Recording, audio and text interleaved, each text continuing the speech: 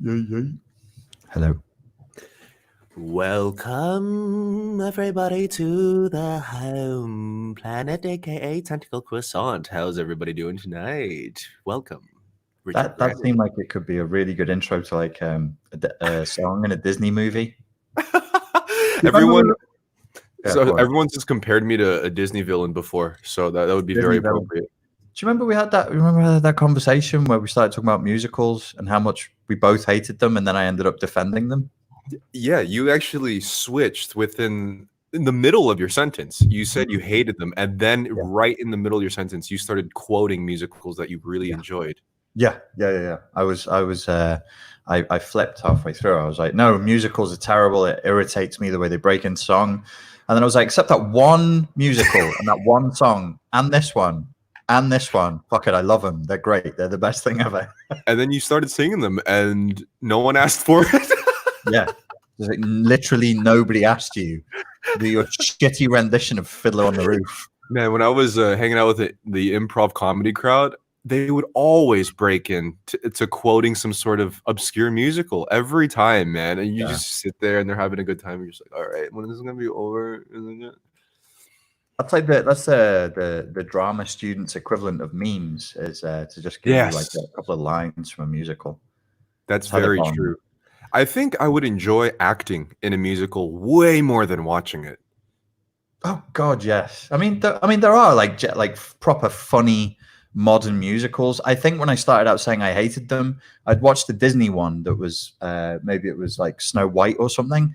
And the worst type of musical is when they say a character just starts singing for no fucking reason. Yeah. And the character goes, I have to walk through the woods now.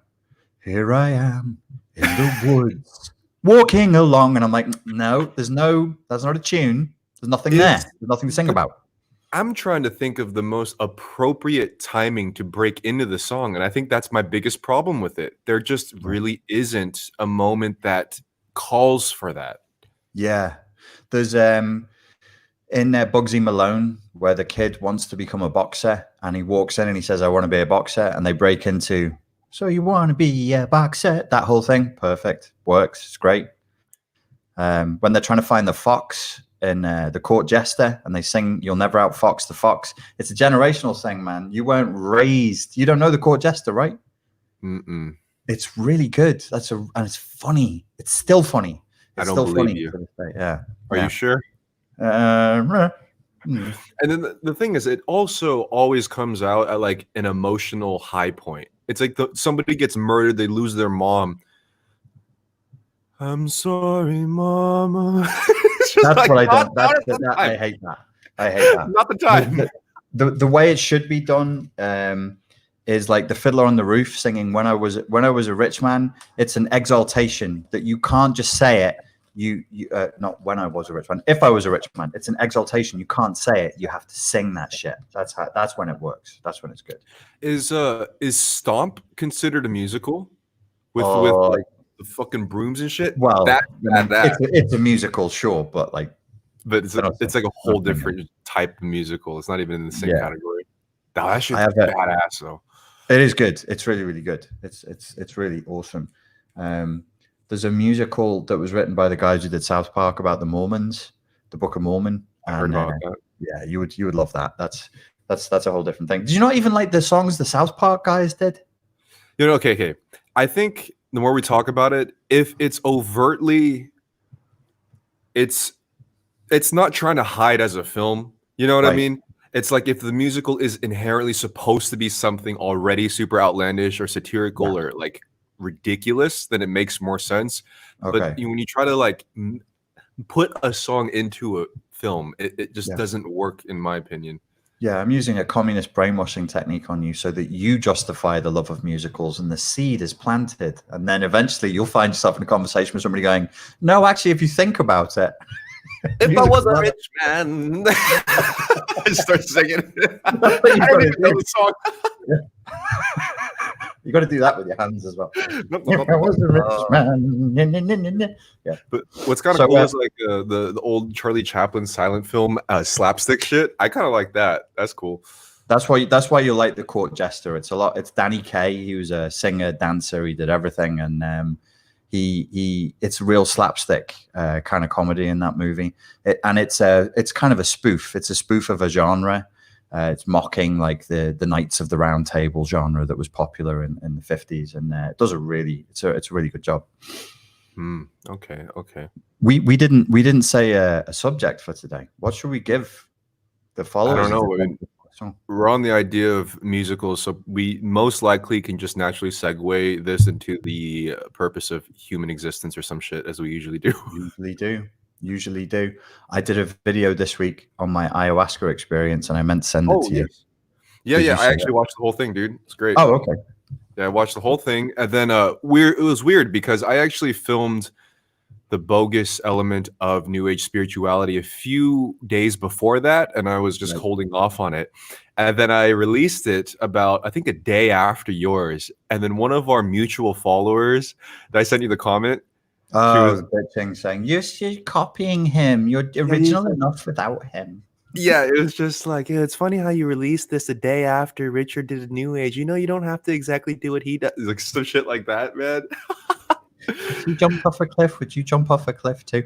Actually, you were one of the people who, at the time, because I was in Prague when I went for the ayahuasca ceremony, who was like, maybe you're not. I remember talking to you the night before I left, like, maybe I won't come back. Maybe the person who comes back won't be me. Yeah. But I was exactly me when I came back. I was like, it was a load of shit. Well, we kind of primed it, because I remember you telling me, and then you were like, both of us were kind of like, you're going to be around some people in Switzerland, spirituality, ayahuasca. I mean, you know those types, man. They just, I mean, let me know how it goes. Go in there with an open mind, but it was everything that I feared and worse. But you know, I did genuinely have this interaction with the entity or the entities, and there was some insight to it. There was that side of it, but the upshot of it, for people who haven't seen it, I definitely don't recommend these kinds of ceremonies for people with CPTSD looking to shortcut their healing. I just think it's a terrible idea. I'm actually at the point where I won't even recommend psychedelics to people. You know, it's done me the greatest service in my life that I can even think about, but it's just so variable. There's like too many variables to it, and it interacts with everybody just so differently that me having an enlightening experience can mean you dying 4 times in your head and never getting out of it, and end up like, what's his name from Pink Floyd, you know? Fuck. Roger Waters. No. The his name's like Sid or something. Sid Barrett. Sid Barrett. Yeah. So he just lost his mind over it, and like with ayahuasca and just a bunch of New Age stuff in general. But I'm always curious to be like, your experience and how different it is to somebody who overtly is already deeply rooted in their ego, because they obviously have either done it before, or I mean, I wonder how those people turned out, like, that you went with there.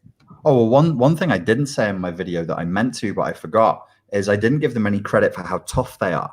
Like those Trustafarians who are going back there again and again and again, they're either having nothing like the experience I had, or they're just hard, because it's a rough ride, man. Ayahuasca is a rough fucking ride. I found something wrong with what you just said there. So you view things with a lot of, let's just say, different miniature elements to it, and you're very sensitive and very analytical to whatever you see. But imagine these Trustafarians that don't have the same vocabulary. Right. So the message doesn't penetrate. You know what I mean? It doesn't really get to them. So I don't even know if it's necessarily them being tougher, but rather they're not getting the same thing you're getting. Possibly. You get what I'm trying to say? Yeah. There was another element to the trip that I forgot as well, which was they told me that if you try to use it as a shortcut, you'll get nothing. And if you keep knocking on the door and you piss us off because we're busy, you'll get something nasty. So they told me that you can basically induce a really bad trip if you come with insincerity. They'll give you nothing, blank screen. You keep going, you keep pestering them, they'll give you like demons and horrible stuff. Yeah. Okay, I got a good analogy. It has to do with racism, right?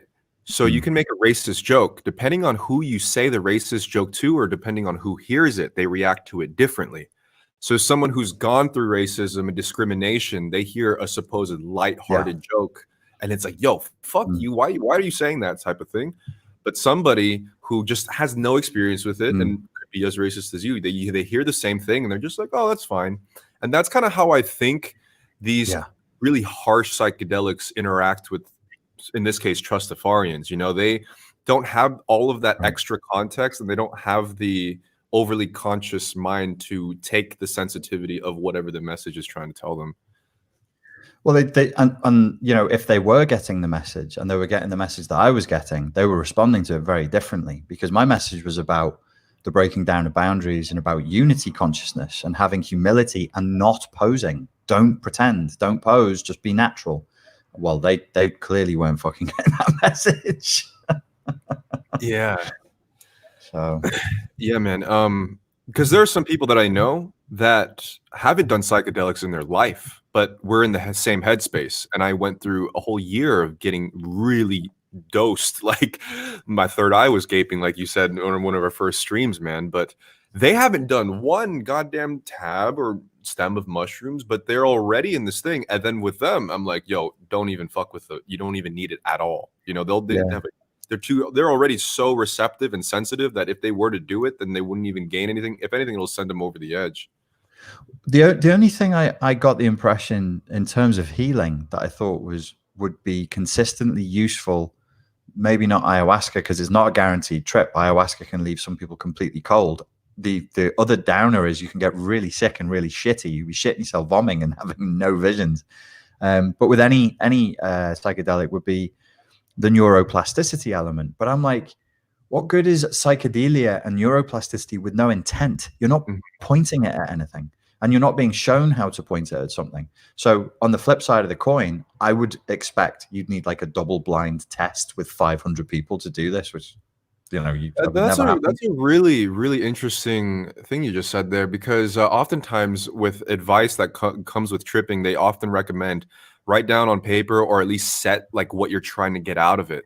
Yeah. I never really did that because I didn't really know what the fuck I really was looking for at 19 years old. I wanted to open, you know, this new world. And I think that was my problem. There was no intent. So, you know, you're swimming in this void of openness and chaos, and you don't even know what to latch onto, sort of a thing. You're just floating in the ocean as opposed to actually sailing towards something. Yes. Yeah. Which is, psychedelics or anything is a real mistake. I've got to the point in the book 2 days ago. I finished the first draft of the first half. It's about 58,000 words. So now we're in the second part of the book, and I'm like, how do I want to begin this? And my brain goes, what's your intent? And I was like, well, I want people to heal. And then my brain goes, no, what's your intent? And I went, oh, I should teach them about setting an intent.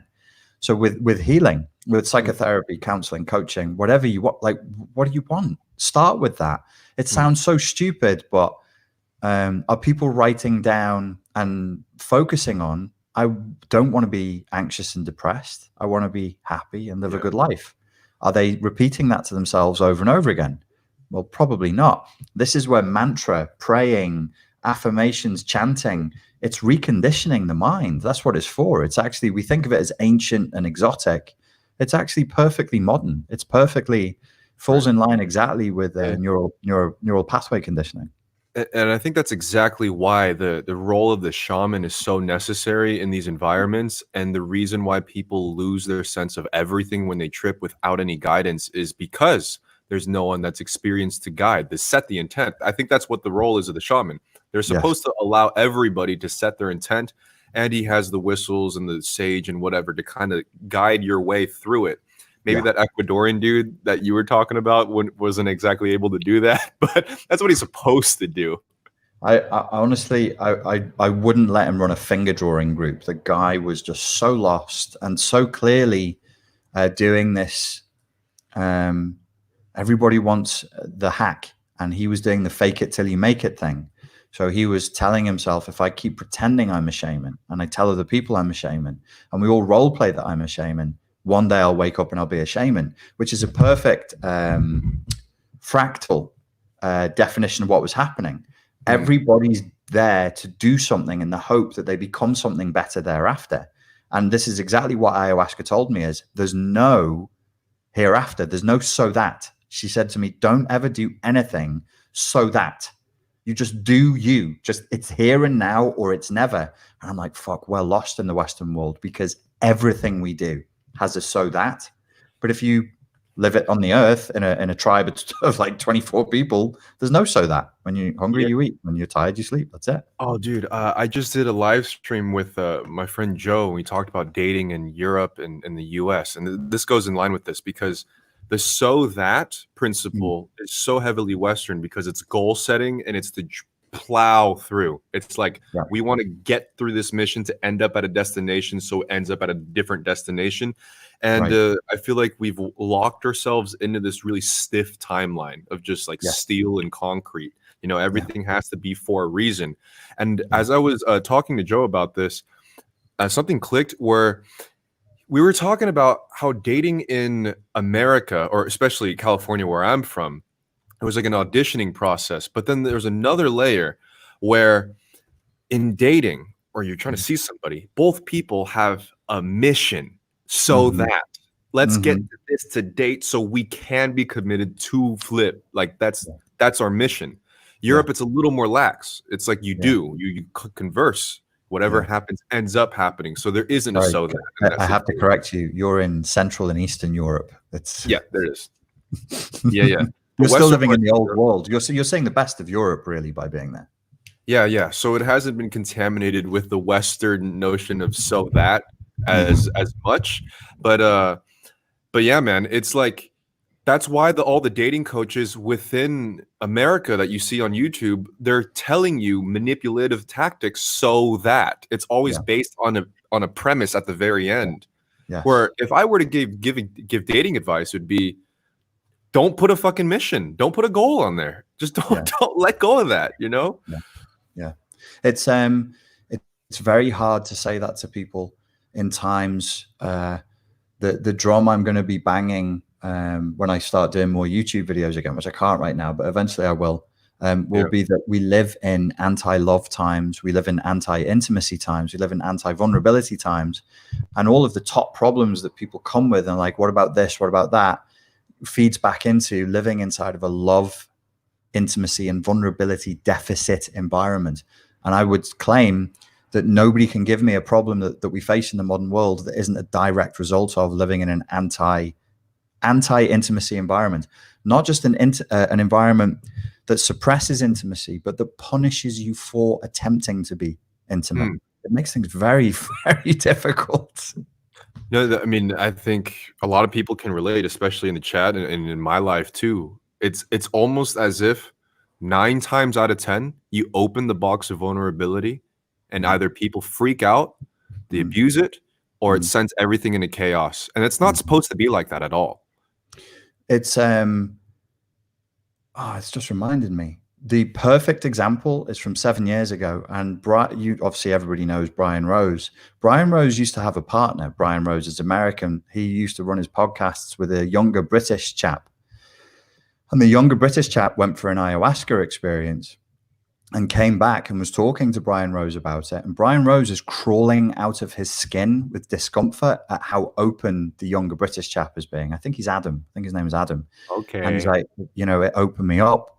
I realized I'm made of love. I realized that I love you, Adam, and that me and you are the same person, Brian. And if you look at Brian during this, he looks like he's on too much Ritalin. Also, you can see his skin is crawling with discomfort. That this young lad that he's working with is telling him that he loves him and is being so vulnerable. He fired him. Yeah. No, dude. Literally for telling that fucking psychopath I love you, he fired him. Yo, man, this is what you described is really almost spot on to what I went through at 19 or 20. When I was experimenting with all the psychedelics, I was telling everyone that I loved them. I was running around screaming, the world is beautiful. And I was like, let me help you. Like definitely there's a limit of like, oh, that guy's on drugs. But then there was another element that I wasn't doing drugs anymore. And I just was kind of in this weird nirvana-ish state. And unfortunately, it breaks Western boundaries. like Yeah. that type of communication and that type of interaction that was just there was no sarcasm, there was no passive aggression, not even an inkling of confrontation, just Mm. pure like you and me, truthful, a little, makes everybody uncomfortable. And I definitely alienated myself because of how I was acting in that way too. I wonder if it's because in human communication, we are genetically hardwired, we're evolutionarily hardwired to mirror each other. So if you come to me and you're in a state of vulnerability, total love, total openness, it flips that in me and it just makes me shit myself because I don't know what the hell this is. I'm like staring into you, staring into the void, staring into the yin mind rather than the yang mind. And I just go, fuck, no, not this, not this, anything but this. Yeah, I mean, do you think that at one point that was a natural state of being for humans? Or 100%. you think so? 100%. We didn't, there was a time where humans didn't have lying. The lying just didn't exist. You think so, It really? didn't. I 100% believe so. I Mm. 100% believe it. I think when I was writing the book recently and I'm recounting my visions when I took acid in my teens, a lot of it was about the Garden of Eden. A lot of it was about Adam and Eve and our natural state. When we were naked in the Garden of Eden, that's a metaphor for lying. We were open. We were totally open. When I saw the Malaysian shaman and he came to visit me in my dreams, the first thing they did was take me to out into the stars in this vision and say, okay, now you'll tell the truth. Show me the face of your father. And I showed them my father's face and they were like, that's not your father. Show your father's true face. And I had to show sequences of my subjective memory of abuse and darkness and trauma that I wanted other people not to see in him because I felt shame by proxy. I think the Garden of Eden's story is Adam and Eve were innocent. They were incapable of sin because they had no power. They had no power in the Garden of Eden. The snake, the devil metaphor, archetype, offers the capacity to talk. They probably couldn't even talk before the devil comes along. So he teaches them speech, self-awareness, shame, and power. They then start to develop agency.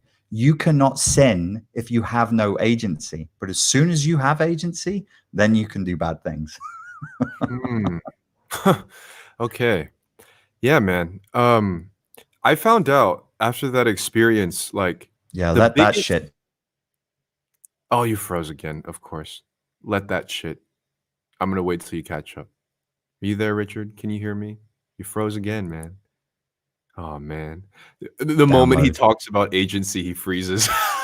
I'll be back. Namyo Renge Kyo. You're Illuminati. I had to redress the power balance. The Archons don't like me talking about this stuff. Hey, that seems to work. So please do that again if the internet freezes. If it goes. So through that experience, I was able to look at what I was doing wrong objectively, and it was this. I needed to hide more and I needed to lie more. So in typical communication in Southern California in the Western world at this point in my life, what I was doing to alienate a lot of people was, first of all, I was loopy for sure. But in order to communicate with people effectively without freaking them out, I needed to hide a lot more of myself and also lie a little bit. Yeah. Because you don't want to be too truthful or else people get fairly uncomfortable. Yes. Yes. And it requires another state. This is where I'm saying about the yin mental state and the yang mental state. Yin is open and holds and receives. Yang is a thing. Yang is a form. Yang is a lie. Lying is yang. It's not yin because you have to speak in order to lie. So it's a yang mindset. So we create illusions and fantasies and then live in them. This is what the Garden of Eden story. This is the fall of man. The Garden of Eden story is about how humans are fallen creatures, and I think that's. I don't necessarily believe it naively, but I think it's a wonderful metaphor that may have come together from thousands of years of mystics in the desert meditating on it and thinking about it and going, how can we make that a cool story? Or it's real. I don't know. But the important thing is, what I originally said was that if you're in the yin state, you can't lie. You can't lie. So if you're truly present, you wouldn't speak a lie Hmm. because you'd have no desire. Lying is so that I'll lie to Pierre now so he gives me the last cream cake. Mm. There's no point in lying unless there was some sort of like purpose or intention, like some sort of like mission, right? You wouldn't lie. Lying is a power game. It's a power game. Right. It's about power. So when we were innocent, free from sin and part of the environment, we didn't want for anything. That's part of the myth of the Garden of Eden, is we were happy. You want to eat? There's fucking fruit hanging. You want to sleep? There's grass. Go lie down. It was perfect. It was perfect. So you were But saying, is something there tainted it. agency at that state though? Like, does No, free will and agency no. exist there? Is that a So good so or a bad thing though? I mean, not so to make in, it binary, but you know what I mean. yeah, no, I know exactly what you mean, and that's your capacity to split good from bad is the devil's work, I see. um, Okay. and it's the snake's work. In the acid visions that I was shown, it took me all the Garden of Eden. We were not on two legs. We weren't upright. We were still on all fours. So, in a sense, there is a biological evolutionary element to this because we were at one time on all fours. But in this vision that was either real or I was just my unconscious is telling me a story, a metaphor, I spoke to the cat fox being that I was millennia ago. He said, you can enter my perception, and I would enter his perception, and the world had different colors, but was not as nuanced. It was quite flat to me as a human because I'm still me. I'm still Richard, but I'm being this creature called what he gave me a name, but you have to meow it, and I'm not going to meow. So it was like weird. He was talking to me in this, and I was going, "Oh, I fucking speak wow wow." That's pretty cool. And he what he showed me was this is where we were, and we couldn't distinguish right from wrong, and we didn't need to because we had no agency, and so we're free from sin. And then he showed me, but you're in the world because he's in the past. He said you're in the world that the reptiles have gotten into. So the snake was there Right. again. He said the reptiles walk amongst you, and they've enslaved us, meaning the cat people. We've had to evolve to try and catch up with the reptiles. So we've taken on evil as a means of fighting in this war. This is all Okay. I'm 18, I'm taking acid, I'm off this is not, I'm not presenting this as real. It's a story that my mind made up when I was 18 and on drugs. Let's go to the symbolic Jungian meaning behind this. But what you just described there is no, I love that, man, because that makes a lot of sense to me. But then again, I look crazy. So, but what I feel as if my positioning right now and currently is taking on that role. Right. We feel all enslaved in a more reptilian, primitive form of thinking. The screaming psychopath, 6ix9ine, dude. You know, that Sir. type of Yes, thing. sir. Mm-hmm. Yeah. And at this point, I realized we are enslaved in this mentality of, let's just say, manipulation and all of those things that are associated with that. So now the only way to truly combat and break through this is you kind of have to work with it in some way or another. It's like the archetype of the anti-hero. You have to adopt some of those same behaviors in order to push it. Instead of lower, you push it higher. Well, that's why I found it interesting today when I obviously 6ix9ine in Gooba references bachata. So I just put into YouTube 6ix9ine bachata, and just what is it 2 years before he blew up? He's 15. He blew up when he was 17. He's just this normal looking kid, shy, dancing bachata in some Right. club in New Yeah. York. And you think 2 fucking years later, he is Boom. Just the switch. archetype of the screaming psychopath. The hair, the teeth, the tattoos, even the style of rap. He's screaming. It's I looked it up on Wikipedia. They said there's a genre called scream rap. And I was like, my goodness, rap has come a long way since the 90s. Yeah, man. A few more things. He started off like with a few other things. He was dealing drugs, of course, whatever. And then he started wearing clothes with a lot of offensive slogans on it that involved like HIV, like herpes, and just would scream like a bunch of offensive stuff. So then people would find his photos on Instagram and send it to each other, sort of a thing. So he's already triggering the algorithm. And I think that's kind of when he reached his epiphany. Oh, this is how it works. Yeah. And then from there, it just got even bigger and bigger and bigger and bigger. And he slipped out of every single situation. The gang members can't catch him, and so the feds can't catch him either. Stayed 1 year in jail, and now he has the most views on a music video in the history of ever. Do you think that they will catch him and kill him?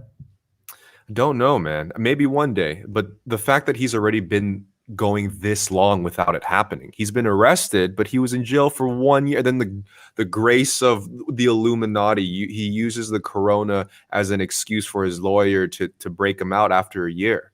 Right. How long had he been sentenced to prior to that? Oh, it was, I forgot the exact number. It was like long, dude. It was like basically almost a life sentence. You know better than me. Was he officially a gang member, or was he a new rich rapper in New York who bought gangsters for clout? I don't think he was rich, but he was affiliated. He would hop back and forth in between different hoods and then use them in the video. Probably made some deals, some bad deals. What did they need him for? What does organized crime need this kid for? That's a good question, man. I think I don't know if he started off rich, but maybe a bad deal went down, loaned some money, and then it kind of just like, no one knows behind the scenes, but I think from there it was kind of a domino effect where then it became actually money. I had a quick scan that said the Trey, is it Trey 9 they're called? Yeah. Trey 9 Bloods. They grabbed him, they robbed him, and they took $750,000 off him in custom jewelry. It's like, why are you walking around with 0.75 million worth of? And when we say custom jewelry, it will be the most hideous trash you've ever seen. Yeah, he in the video he was wearing a shark chain, and it was apparently in the millions or something. It was ugly as fuck, but it looks like plastic, man. I don't know why they do that, dude. Well, this is the interesting thing for me getting interested in watches and looking at the luxury watch market is every time I find a watch and then it traces to New York, you go to the New York store. The other place that's quite bad for it is in Florida, and they just take lovely Rolexes, Patek Philippe's, and just hammer them with diamonds, and they look fucking disgusting. Yeah, it's weird. They sell for a third of the price that they would have been bought for. Oh, really? Oh, that's what A$AP Ferg, when he sings about Prezi Plain Jane, that's singing about how the bling, the drip, as you kids call it, put on the watches ruins them. Already? Yeah. I can't believe you know this. That's crazy, man. What the fuck? Yeah, it's weird, man. It's interesting. I mean, you can use this as a metaphor for whatever, but when you have one diamond on the ring, it's super valuable. But when you put them all together and hammer it into one little thing, it looks like plastic. It's the scarcity thing. Yeah, it's a really, really strange effect. I even was like looking and going, okay, well, would you wear that as a joke? And I'm like, I wouldn't wear that as a joke. It's just awful. But that's the point. None of them think it's aesthetically pleasing. It's not supposed to be some James Bond smooth thing that goes into the back. It's supposed to be obnoxious. It's a fuck you, which is what's interesting about coming back into hip hop since I've been talking to you and you send me the links to stuff. And I quite like it. The reason why I didn't like it, because I was like, well, the hip hop of my day was punk. It was a rebellion. This isn't a rebellion. This is commercial garbage. And I'm like, no, this is a rebellion. It's just aimed at a different target now. And I'm not entirely clear who the target is. It's still a fuck you. I'm just not sure who. Yeah, but that's exactly it. There's no intent in terms of who you're rebelling against. It's just a general attitude, but you're not really saying fuck you to anybody, really. It's just like everyone. Well, that's very strange because NWA was fuck the police. Public Enemy was Fear of a Black Planet. And so it was clear it was a racial issue and it was against the institution. Now, who's rapping about fucking the government or fuck the police? It's fuck each other. It's the narcissism of small differences thing. I'll fight with the people who are my class, from my hood, who look like me and sound like me. And then the real enemy, I'll just ignore them. Hey, I'm convincing myself this whole thing is a psyop at this point. Why are they pointing at the wrong enemy? Yeah. I mean, another technique that 6ix9ine would use is that he started beef and feuds with a bunch of other rappers within his own lane too. So, I mean, there's the incentive of this is what works. 6ix9ine hacked the human algorithm as well as social media. He is the perfect archetype for this age. He is what 2020 is. Meme, loud, angsty, rude, offensive, no principles, big fucking booties, winning at everything, fuck the streets. It's all internet. His whole grind is based on the internet. Everything is based on the internet. But there's a human there, and that human is giving a lot of money on the sly to. There's a unique brain illness. I can't remember its name right now, but he has a particular interest in it, and he's siphoning a lot of money, but not advertising it. He's not on TV going, "Look what I'm doing for this charity." He just quietly gives money to these brain charities. So all of this is. I'm not speaking in defense of him. What happened is I found out he was into bachata, and I was like, okay, I'll give this chap a go. I'll read up about him and see what's going on. Yeah. I had to make it a lot of disclaimers throughout the whole live stream that I did on him, because it's like, I get what he's doing and it's not acceptable, but I mean, like, come on. He is utilizing everybody's dark subconscious mind against them. He's literally exploiting everybody's primitive nature and throwing it back in their faces. Yeah. It's a strange thing. It's an interesting time to be alive with everything else that's going on, and then you find like this guy who's a rat. He's broken the ultimate rule. He wants to be a gangster. He's associated with gangsters. We know that he's grassed the gangsters up. He comes out and everybody still loves him. I'm like, what have you done? How did you transcend the dimensions? Yeah, and that's the thing. It's not something that you should necessarily respect, or maybe just at least acknowledge. He broke the frame. I admire it. Very ballsy. Yeah. He broke the frame of what our social rules are supposed to be. He broke everything. It's almost like a law of physics that he broke, because it's like, oh, he snitched, he did this, he did this, he did this. He's still alive. Gang members can't catch him. The feds let him out, and he just struck a record deal in prison. And now he has over 100 million views, on his channel. Yes. I was listening to it before we came on. I think it's even more. UG Rose said he's at 130 million views now. It's insane. Inside of like 48 hours. UG Rose said Jay-Z's not wearing jewelry anymore because of this effect that we're talking about. 21 Savage has disavowed wearing a bunch of jewelry. His reason given was that when he met people who had real money, real wealth, he said none of them were wearing that shit. So why are all these guys with real wealth not wearing this? So he stopped, apparently. Jay-Z released a song a few years ago. I forgot what it was called, but it was done in it was a parody of the old racist cartoons in like the 40s or something like this. And he raps and he talks about how wealth accumulates over time, basically. And just kind of like gives a breakdown of why the money should go into art, because it accumulates value and you shouldn't just spend it on chains and like shit like this. It's a pretty good song. I'll show you the link, man. It's really, really interesting. It's one of those subjects. I think all of us who want to make money, more money, the first thing we need to do is change the way we think about it. Is see it from a magical perspective, see it from a psychedelic perspective. You'll make a lot more when you see it. Like I remember we were talking in a restaurant once, and I got into one, didn't I? About it's an energy. It's not a thing. I remember that. It flows. It's chi. You move it, and I was like, "What the fuck am I talking about?" Damn, I bought into that. I didn't even question it. I was like, "Yeah, that's right." No, it was one of my moments. It was partly rooted in they have nice Riesling wine in Prague, and I think I'd had 2 large glasses of that. But when I played it back, it was one of those moments where I play it back and I'm like, no, that's correct. That's the right way to think about it. And I do think about it that way, but I'm not conscious of it. I'm not consciously doing it.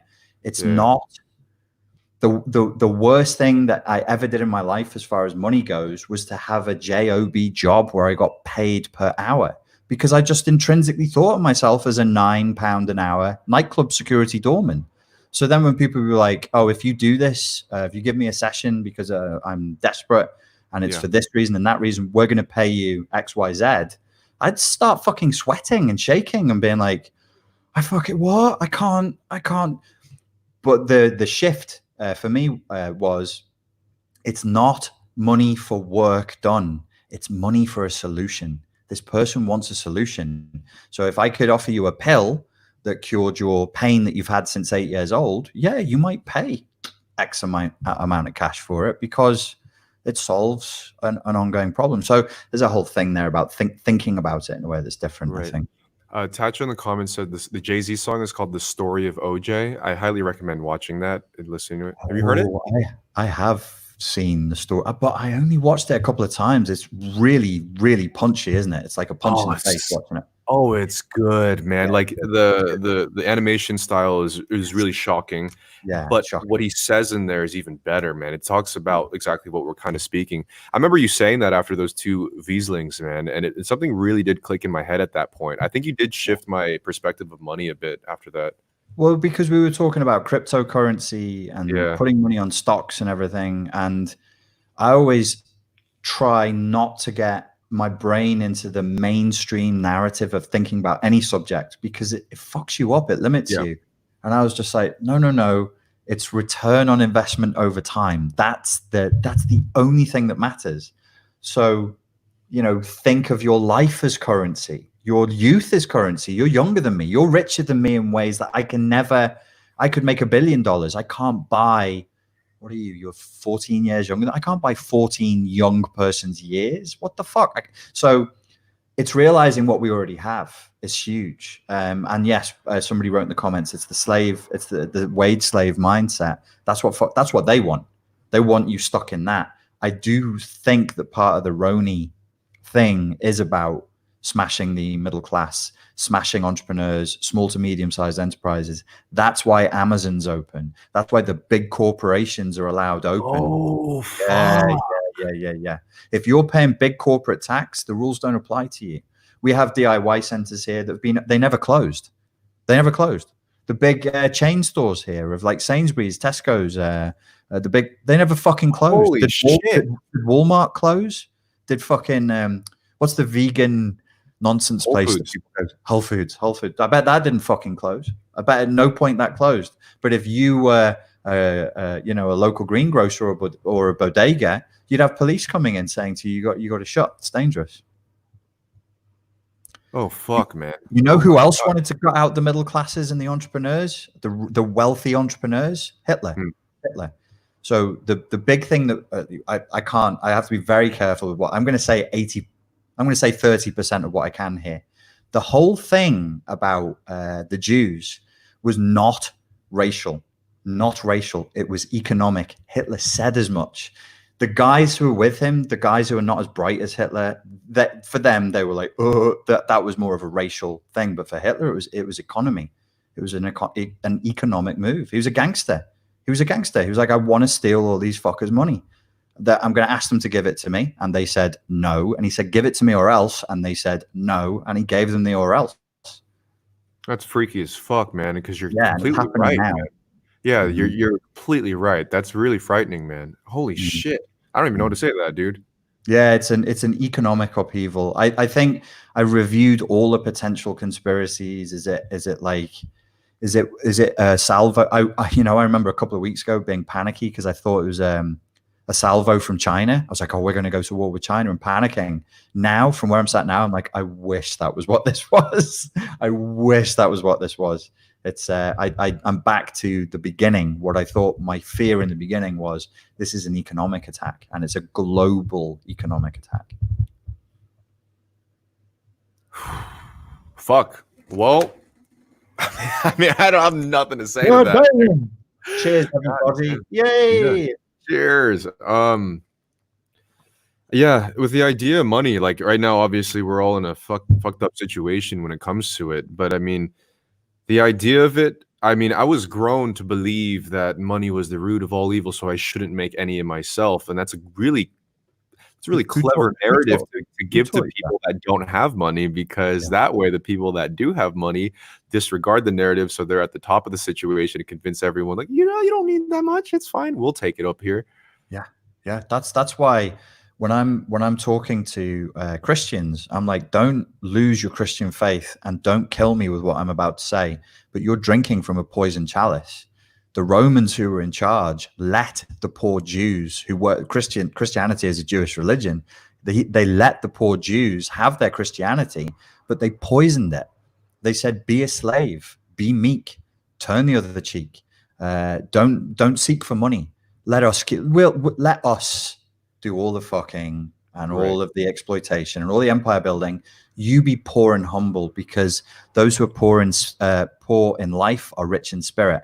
I think all of that was Roman Empire propaganda to keep these rebels down. I don't think that's part of the original doctrine. That's why I think that the chalice is poison with that one. Yeah, man, you'll see people that are on private jets on TV screaming about whatever faith that they believe in, and they're saying Mhm. money doesn't really matter. It's fine. You can be happy without it. All you need is the love of whatever deity that you Yeah, want, but you should yeah, still give me $500 because yeah. I need to spread this message. Yes, money doesn't Genius. matter to you, you fucking slave. Give it to me. Right. The line from Art that I remember from Archer, it might come from somewhere else, was somebody said, "Oh, you know that money can't buy you happiness," and this rich old woman says, "Of course it can. That's just a lie that we tell poor people to stop them from rioting. Of course, money can buy you happiness. Don't be so stupid."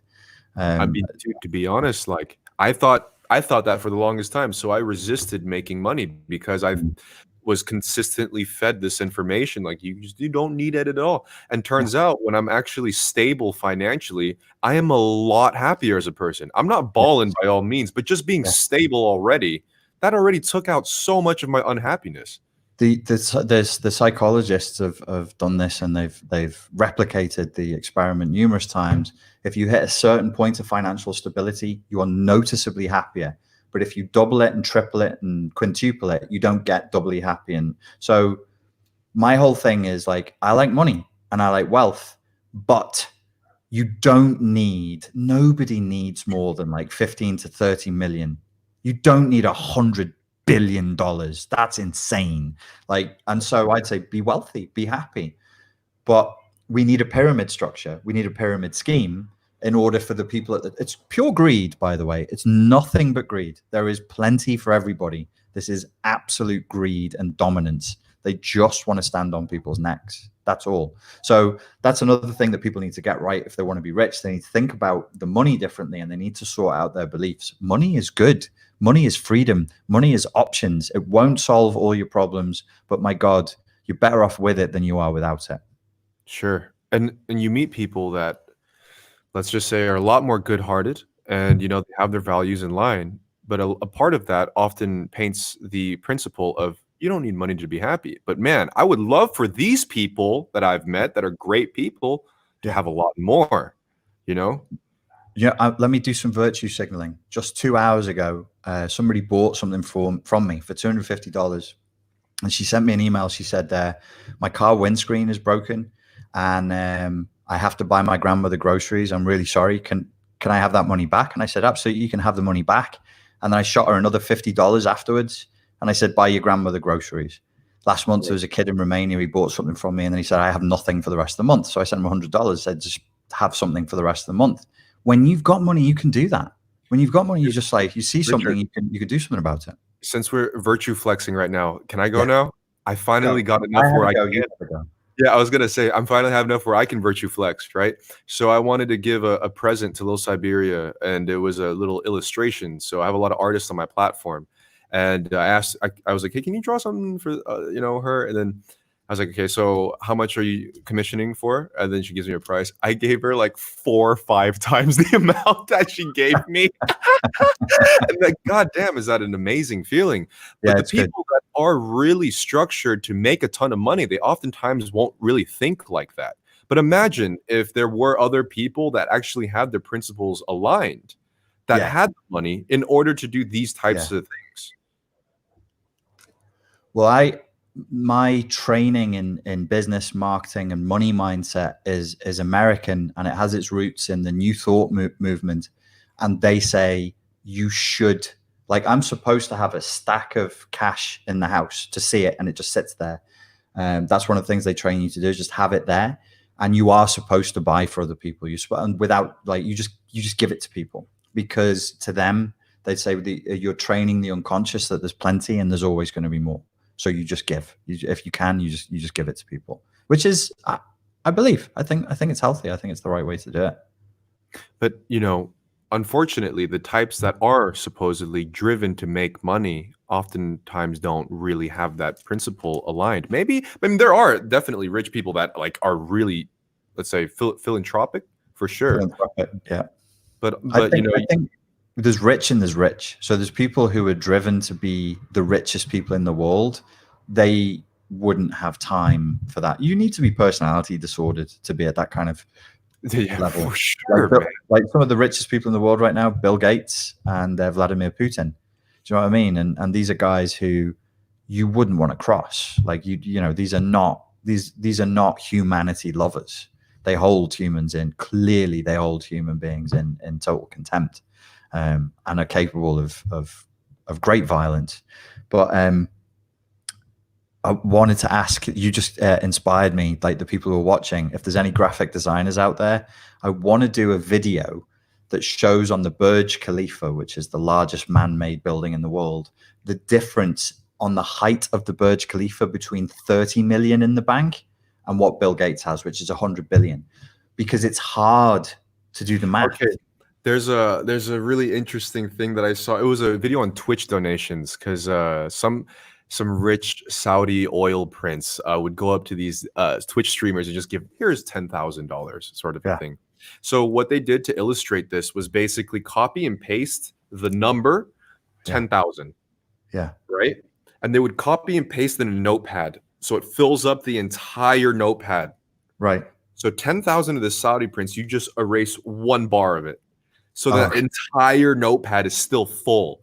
You know what I mean? It really does give you a visual. Like that 10,000 is just 3 pixels in the notepad. Yes. It's so hard. And I think if we knew what it really meant, if we could figure, even I think Jeff Bezos is like 3 billion. To even conceptualize what that is, figure out what the interest is on it every day. If it just sits in the bank, figure out how much has been taken out of the economy, because these super rich people, they fuck up the economy. It's stagflation. They take the fucking money out and then it's not flowing because they can't spend it. They would have to hire like 1,000 people to just spend on nonsense all day, every day to keep it flowing. You just can't do it. They're actually a big problem. The super, super wealthy that we have are a big, big problem. I'm not saying they should be dragged out and beheaded. I'm saying that before people start revolting and rebelling, it would be nice if the government could just step in and say, okay, we have a problem that's growing in size here. We have to do something about it. My fear is that this whole thing is economic so that the super rich are protecting themselves from the inevitability of what I'm talking about. Mm-hmm. Yeah. Oh, that makes sense, man. When somebody has that much money, the inherent structure is imbalanced. It's like taking a fucking Mount Everest-sized boulder and putting it on a scale and then a bunch of feathers on the other end. It's just not, that's not how a scale is supposed to work. No. And people will complain about me saying that and saying, well, that's capitalism. You're supposed to do that. And I'm like, yes, but that's why capitalism is doomed. Even capitalists who are fully fledged economists. I used to live with an economist who was headhunted by, she was headhunted by Birmingham and then I think by Loughborough, but she works as a consultant to the Bank of England. And I sat with her a few nights and she explained all of this to me. Everybody knows that the death of capitalism is inevitable. The only thing you can do is kick the can further down the street. But this is one of the factors that makes the death of capitalism inevitable. So if you're sat there with all this money and you're going, the thing that makes me wealthy and powerful is rotting in front of my eyes, I'm in a more and more precarious position, you might be motivated to take that money and spend it on something that means that you maintain your power. Yeah. Because, I mean, I'm definitely not in for communism or whatever. I'm living in a post-communist country, and I can already see in the history how terrible that type of setup is, like, turns out. But, you know, when it's the structure is so inherently imbalanced, I mean, it's not necessarily that they should be forced to just consistently just throw away all their money, and every business owner and everything should be. But if that were to happen at the top 1% where they have the giant boulder, it's not going to affect their life in any way. If you have that amount, yeah, I really don't know what the solution is. I really don't know what the solution is. But um, with having one foot in the conspiracy theory waters and in the conspiracy theory field now, I'm like, okay, I believe in some of this, but I also know that some of it is inevitable. Like a conversation about population control is reasonable and it's inevitable. We can't just have more and more humans ad nauseum. It's kind of a reflection of capitalism. Capitalism is a binary state. The economy is either growing or it's shrinking. It doesn't sit in the middle. It's growing or shrinking. The population is growing or it's doing the other thing, shrinking. Neither can exist on a graph that just goes up and up and up forever and ever and ever. It's not a thing. You can't. We're still on the same Earth with the same resources that and the same environment. You can't just double and triple the number of humans on the Earth without having that difficult conversation, saying, okay, we must, as responsible renters of this planet that we don't own, we've got to control this. That's one thing. The other thing is the economy thing. Like it's inevitable. It's I an mean, inevitability. It's not basically necessarily a evil you're conspiracy. you're basically priming the conspiracy theory because what's the solution to balance this shit out? Could it be something that we've kind of recently gone through? Well, so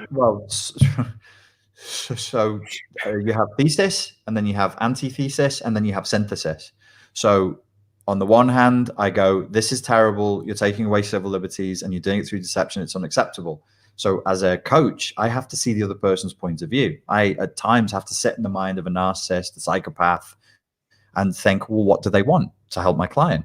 So I sit in there from their shoes. Everybody can do this. It's a thought experiment. Imagine you're a social engineer. Imagine you have 100 billion. Right. Imagine you're looking at your empire that you've given your whole life to, and it's falling apart. Imagine you're in a position of power to do something about humanity. Wouldn't you be tempted? Yes, I would. I would. I wouldn't do what that fucker's doing, but he's, when you have a little bit of grit in your soul, as you age and as your power increases, that grit can grow. It can get quite nasty. If Bill Gates was bullied as a kid and there's a little bit of grit in his soul, unprocessed trauma, unprocessed CPTSD.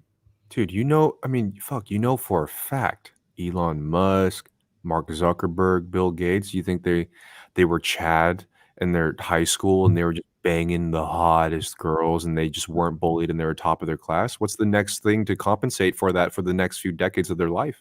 Yeah, exactly. They don't have a good view of humanity if that's where you came from, you know what I mean? Yeah. Maybe I'm assuming, I'm just exaggerating here, but I mean, like, think about it, I have to pee really bad, Richard. I'm sorry. Yeah, so do I. I'm going to turn off the stream. Me and Pierre are going to go and Okay, piss. see you guys later.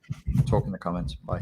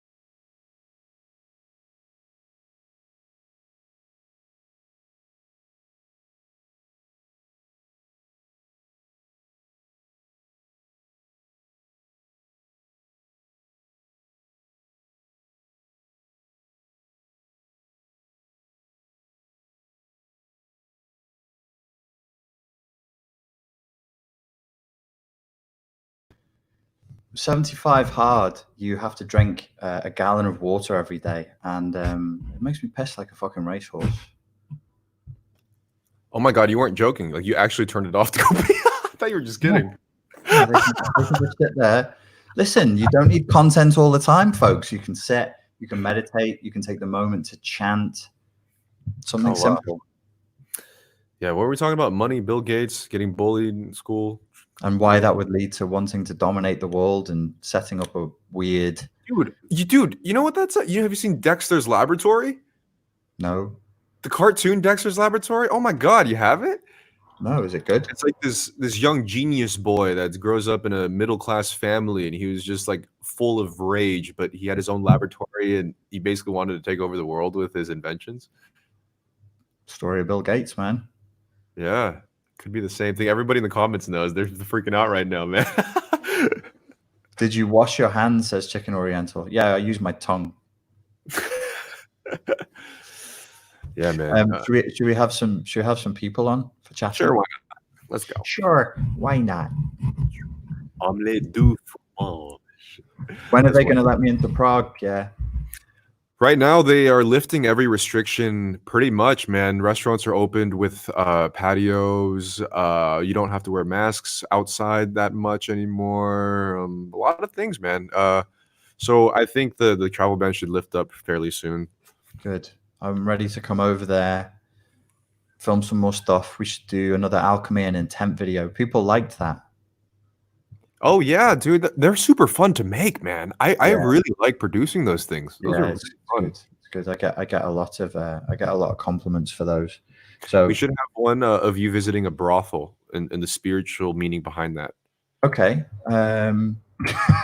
No, because people would be like, "Oh, he's going for the Christ thing," you know, because Christ hung around with prostitutes, no judgment. Yeah, I'm ultra terrified of the Karen-esque backlash. I can already imagine the type of stabilization panning shot I'll have. You'd be like, could you just walk in again, but look at the goals. No, really look at them. I'm like, oh, dude. Move your leg a little more. And this is how we became adult filmmakers. Yes. Oh shit. Man. Okay, Carly's ready to come on. Carly, how are you doing? I'm doing good. So, Pierre, what was it after you done the dance? What we do next? What would we? Oh, sorry, I didn't hear you. After the dance, what we do next? You forgot, don't worry. When you did the gesture. Anyway, how are you guys? We're probably coming tomorrow. How are you? I'm good. I think the last sort of video I done, I was very nervous and that, but yeah, so I thought I would come and basically see how you guys. I watched your video, Richard, of the trying to think what the word is again, the sort of drug thing that people were taking. Oh, ayahuasca. Yeah, and I was interested in the animal that you chose, that you saw, the cow and that, so it kind of like interests me of, oh, that's interesting. So I thought I'd look up the spiritual meaning. I didn't choose the animal. The animal very much chose me. I actually have had some recurring dreams about cows. Yeah. And I haven't even told Pierre this. I've even looked up how do vegan bodybuilders eat? Because I'm like, how is this a thing? Do I have to go fucking vegan now? And then I thought, oh, it would be so fun to annoy people with my veganism. And I was like, yes, this is the right annoying Pierre with veganism. He'll be like, yo, bro, let's get some steaks. Like, no, they're living creatures, Pierre. How could you? Because you looked into the cow's eyes and you felt its soul and everything. Yeah, and then it went away, and then I'm all kinds of allergic to stuff since the ayahuasca experience, and then I'm dreaming about cows. They're like my friends. A baby calf came last night and was lying with me, and I was like, oh, baby calf cow. Baby calf cow. I mean, because since I've heard the word cow, it's been on my mind as well. Like cow, and like looking up the meaning and sort of the spiritual meaning behind it is basically cows do have a lot of energy. Yeah. And I've looked back in my past of me being on the farm, like at college, working with them and that, and them things you wouldn't realise it, but they can bloody knock you down. Like as soon as they see their food, that they're ready, and you wouldn't expect it. before, haven't they? Yeah, they have. Yeah, so it kind of like interests me. So I look it up and see what it means, and then your cat fox dream. Kind of like listening to it right now. So I thought, right, I'll have a look at my cards, and it's all to do with like healing. Right. Every single one of them is to do with stuff about healing and teaching people. Yeah. So maybe like subconsciously you're thinking, because of all the trauma and things like that you've been through, you feel like you just want to teach something from it to be healed, for people to find their healing. Do one of you know the details in terms of why they're so revered in India, cows? That's something that I'm going to probably have to research. Thank you. Yeah. But I will make you happy. I did watch that Dexter's Laboratory and his sister Dee Dee, wasn't it? Nickelodeon back then. How it used to be.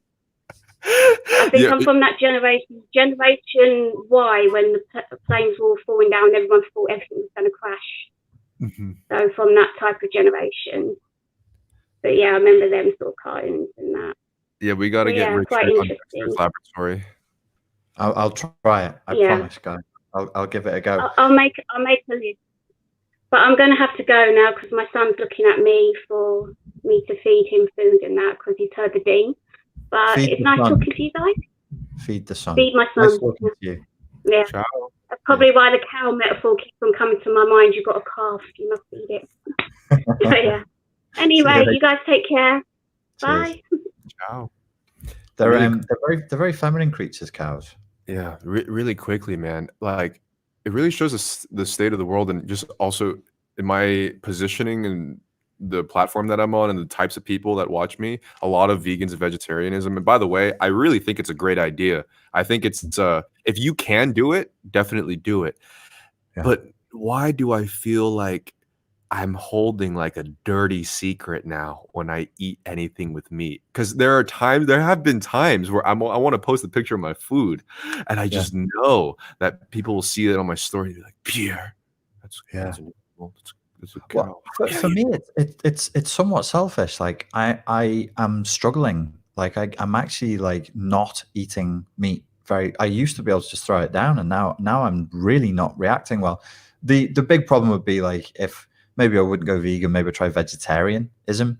It's just, how am I going to get enough protein? Am I going to get enough calories? If it fucks with because I quite like it. I do without meat. I can eat a lot of stuff without meat. But if I get weak, it's game over, man.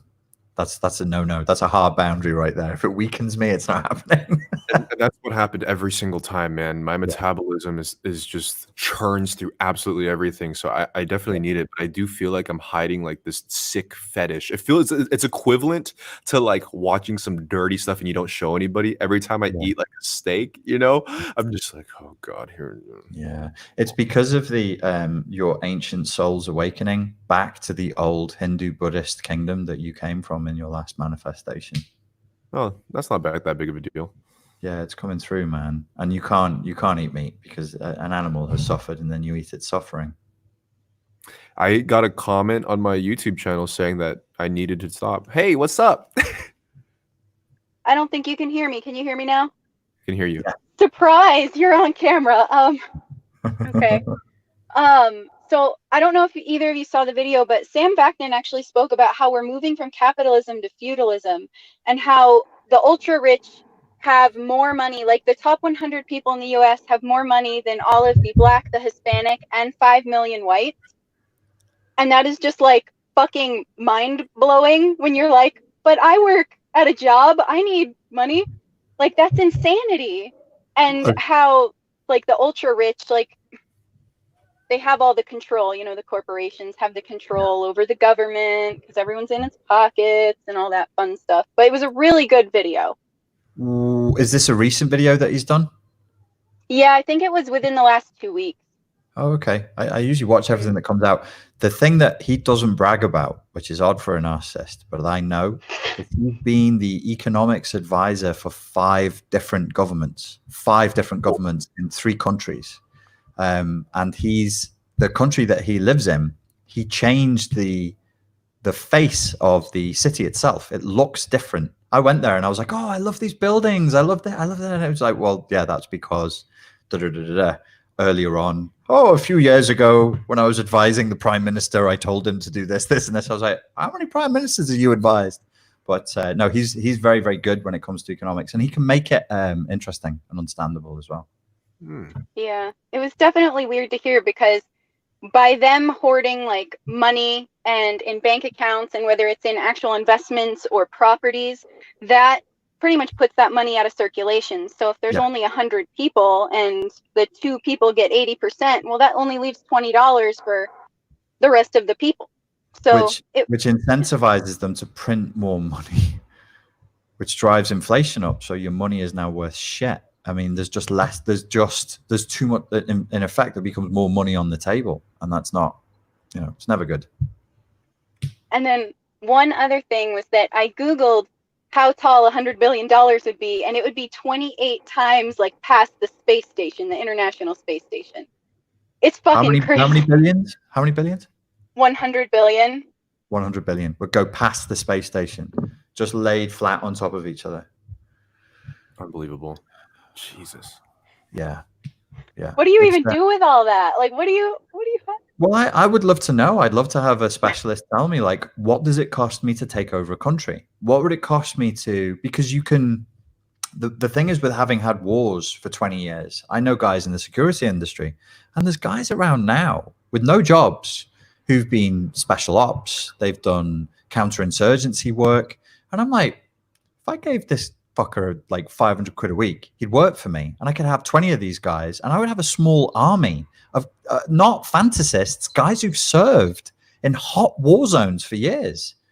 That's dangerous. That's like, and they're just latent. They're just sat in Canada. They're sat in South Africa. They're sat in England. They're all over the world. All over the world. These guys are just sat there waiting for somebody to pay them. And I'm like, what evil could I do? There's a lot of money in the alternate military, like not the actual like country's military, but like Blackwater and all the other, quasi-militaristic, underground, what have yous that you never hear about, but they probably do some crazy shit. So the biggest one for them in the UK is my mate from kickboxing from years ago. He was the top trainer for them for years. And so he was giving me the inside scoop all the time on like how they get used, what they get used for. And I'm like, what the fuck? The world is a strange place. These are his. I've asked him to come on here to tell the story, but he's like, I don't want to do it. But the world is not what we think it is at all. Not at all. Okay. So hypothetically, I'm thinking, if you were to distribute all those hundreds of billions of dollars, not equally, but enough to the general populace, what would exactly happen? Would a good thing occur out of that, or a bad thing? Because from what I'm hearing from this conversation, I'm like, okay, so you have a bunch of people with a ton of money at the top, and it almost feels like they're just paying the minimum price for social order by keeping people in minimum wage because they need them to stay busy. It's just in case of things go wrong, right? So if that were the case, what would happen if the money did definitely distribute a little more evenly? It's a great question. The one that I asked, and then I hit the limit of my IQ about 3 months ago, was, let's use America as an example, because we can talk in round figures. There is easily enough money to make every household in America, not every person in America, but every household, just give them $1 million. Every single fucking household. And then I was like, well, would there be social chaos? Would it be, right? What would that look like? I'm stupid, so I don't know. Go on. Sorry, Haley. Oh, no. Sam had mentioned that part of it is the things that we grow up with. So like we learn bad relationships or good relationships, we also learn good money management and bad money management, passive income, and all of that from our parents. So, or from the people who take care of us. So if we don't have a good map of, okay, well, this is how I make passive income, this is how I do this, or this is how I get those assets, you won't really know. Like, I just started investing in stocks, and I should have done it forever ago. It's not nearly as intimidating as I thought it was, but on the surface, it appears scary. And without that, like, guide from my family, I had to figure it out myself, which, is again intimidating. But once you do it, you're like, oh, this is reading graphs. Oh, okay. Yeah. It should be straightforward. It definitely should be straightforward. Eugene Rose made the point that rampant consumerism would mean that the money just flows right back into the hands of the rich. I'm immediately reminded of Chris Rock's bit about Mike Tyson, who apparently lost $17 million in a summer. He had like a boozy summer around Vegas and loaned it, spent it, snorted it, and in 5 months, a wild summer in Vegas, he got through 17 million. So 1 million for a household, yeah, that could easily be spent.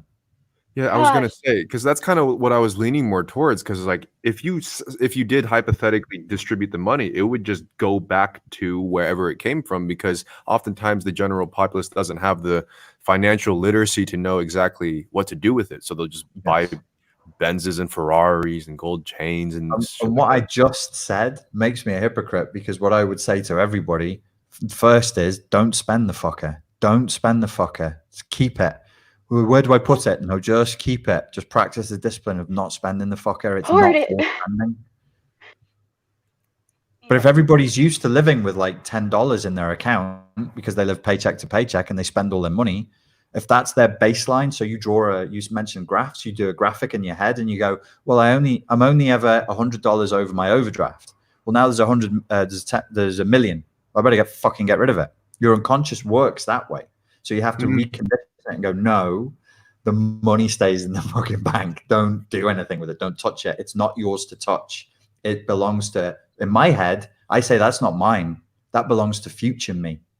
And I'm not that's not my money. That's future me's money, which is probably a useful thing to do with cash. Yeah. I saw on Instagram, it was like, if you get something on sale, like say it was $1,000 and you got it for 700, you didn't, save 200, you spent 700. So like getting into that mindset of like, you spent this, not like, oh, now I have free money to just go to Target and blow, on furniture. The arguments I've had with people, because they're so deep in the matrix, in the conditioning, that they really are getting exploited with their their financial illiteracy. One argument I had was with a girl where I was saying, if I reduced your taxes, you would be making more money. And she said, no, I wouldn't. I said, you would be richer if I reduce your taxes. No, I wouldn't. I only get richer when my employer pays me more. And I'm like, okay, you can either have $100 at the end of the week or $200 in your account. In which reality are you richer? She said, it depends on where the money came from. It doesn't. But once you're in that wage slave mindset, it's a higher authority, an external locus of control gives me money, or else it's not real. It's going to be interesting for you over the next 3 years, Haley, with the stock market, how your view of money changes when you see huge numbers moving up and down. And I hope you make some. I hope you make some cash on that. I already have, so yay. Well done. But it's always lovely talking to you guys. I hope you have a good rest of your week. Thank you very much. Nice talking to you too. Cheers. I could see you in a deep thought there, Pierre. It's one of those things that I barely understand, and I'm trying my hardest, man. Money is something that I just never fully grasped. I can fucking edit videos in an hour. I can make songs in 2 seconds. I can dance and all this shit. But when it comes to these finances, I tried entering some stock tutorials. I just fucking, my mind just. Yeah. It's actually like business and making money is very straightforward. It's a very simple formula that if people stick to, they'll make money. Training people not to spend the fucker is, I've never cracked that one. I've never convinced people that like, this is not how rich people operate. Rich people don't spend until they hit the bottom. They don't hit if you're hitting the bottom of the barrel of your bank account and you're used to that, you better get used to that not being your reality. You know how I learned? Used to there being money in the barrel at all times. You know how I learned? There's a saying, the only way to learn is the hard way. So right. I remember getting in a fucked up car accident, getting a ton of insurance money. I was like, dude, fuck a new car. I'm going to Europe, right? Just like 10 grand just blown in my Euro trip. End up in California, depressed, broke as hell. And then I told myself, okay, well, I'm never doing that again. And then having to earn the money by selling my stuff, working 3 jobs, all this shit. And then finally getting at a point where I don't have to do that. I'm like, all right, I know the value of this now. It's not worth just spending on a fucking chain or some shit. Have you ever seen there's a bodybuilder called CT Fletcher? No. I think he's from LA. I'm pretty sure he's from out of California, but he's funny because when you watch him train, he talks to his bicep. So he'll train and he'll be like, "You're my slave. I command you to grow. You are my slave." It's fucking funny. He's he's like a motivational speaker as well. That's how I am with money. I'm like, you don't own me. I owe you. I own you, and you're going to work for me now. You work for me. I don't work for you. That's how I talk to my money. I own you. You work now. You make more of you. You multiply, and I just focus my will on that. Like, you are going to grow, fucker. Interesting. That's fascinating, man. Yeah, it's still getting accustomed to it. It's like meeting a new person. Hey guys, how you doing? You look like you just quickly snorted a line of coke. I almost did. No, I'm joking. Hi guys. So my laptop's on drugs, unfortunately. I've got a story for you. I don't know. I took the desktop to get repaired, but anyway, so there we go.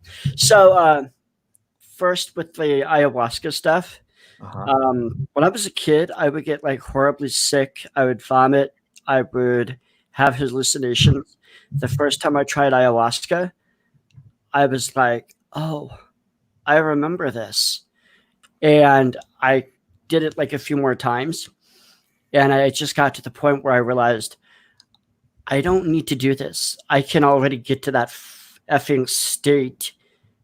I don't need it. But it was interesting because the first time I did it, I felt a strong feminine presence. It was reptilian. I was seeing a face. She was showing me letters that looked like they could have been Asian, but they weren't. It was some foreign language. But I had to be like, stop. I don't know what you're trying to say. She was happy I was there, but it was like I couldn't understand anything. The only time that I had a external hallucination was I looked at the carpet and I saw all these black snakes like in this ball, and there was nothing frightening about it. It was actually comforting. There was an order to it. It was so beautiful, but it was just like, I don't need that. I don't need to. I'm already so neurotypical. I'm already so out there. Mm-hmm. I don't really need it. I love the coming down off it because it's like MDMA, but it's like whatever for that. As far as economics, I do think we're moving into feudalism and also corporate fascism. I'm getting into stocks. I'm going to be trying to get some of that money, stimulus money, use it for a real estate course, learn how to do real estate the hard way, because these wealthy people that I'm watching a lot of channels on, doing a lot of research, while the mainstream media channels are telling people, oh, sell your stock, sell everything, just, be afraid. The rich people are like, oh no, now is the right time to buy. Wait till it goes lower, then buy it. They're talking about how in like 3 years even, they're going to have it's going to be such a profitable time for those. There'll be Roni millionaires for sure. Yeah. But the average Joe is going to be in a much worse situation in 3 years' time. Much worse. Yeah. I thankfully bought a car so I can actually get stuff done. One question as far as like narcissism and that stuff. So I tried having a conversation with some people on a live stream a few days ago about my endocrine disorder. And what frustrates me is it seems like online, especially, if somebody wants to discredit another person, all they have to do is call you a sexist or a misogynist or a racist or an incel. And that destroys any credibility you could have had. I tried to explain to these people because I have an endocrine disorder. I have basically zero testosterone. So I have to take it medically, right? They couldn't get that through their heads. So it's like in their minds, I mean, I like women, but I don't think about sex or women 24/7 like a lot of these thirsty dudes do. Because it's like the average YouTuber who's my age online, all they can talk about is it's trolling each other and talking about sex. I'm not in that world. I'm not in that wheelhouse, but they keep trying to bring me into that because they want me to be a certain thing. Mm-hmm. And it's frustrating as hell. It's not even that I care that they're saying it. What I'm concerned about is I don't want other people to believe what they're saying, because it's like, for me to have to explain myself and the context and the nuance and actually have anything to say that's worthwhile so that I can actually be on a social media platform.